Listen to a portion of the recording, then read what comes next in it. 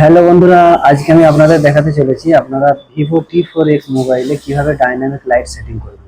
আপনারা দেখতে পাচ্ছেন আমি হোম স্ক্রিনে এসে গেছি। তো হোম স্ক্রিনে প্রথম আপনাদেরকে কি করতে হবে, এখানে সেটিংস অপশনে ক্লিক করতে হবে। সেটিংস অপশনে ক্লিক করবেন।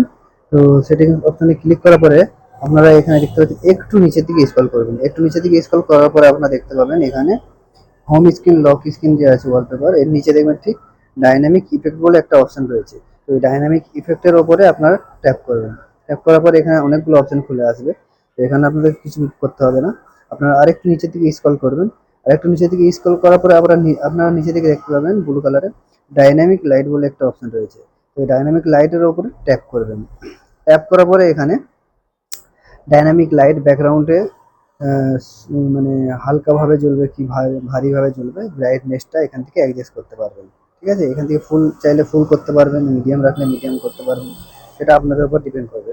ঠিক আছে, তো ইনকামিং কল আছে দেখুন নিচেটা, ইনকামিং কলের এখানে আপনারা কোন লাইট সেটিং করতে চাইছেন, ইয়েলো, রেড, গ্রিন, পিঙ্ক, যেটা আপনারা পছন্দ করবেন সেটা আপনারা সেট করবেন। তো আমার এটা সেট করা রইলো এখানে।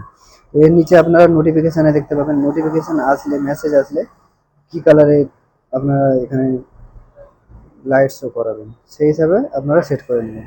এরপরে আপনারা যদি মিউজিকেতেও ক্ষেত্রেও আপনারা লাইটটা নোটিফিকেশানটা অন করতে চান, যখন মিউজিক বাজবে আপনাদের ফোনে গান বাজবে, তখন এখানে এটাকে আপনি অন করে দেবেন। অন করে দেওয়ার পরে এখানে কালার চুজ করে নেবেন। তো এখান থেকে কালার চুজ হয়ে যাবে। তো এই হচ্ছে আজকের ভিডিও। তো আশা করছি আপনাদেরকে ভালো লেগেছে। তো ভালো লাগলে একটি লাইক করবেন, চ্যানেলটাকে সাবস্ক্রাইব করবেন।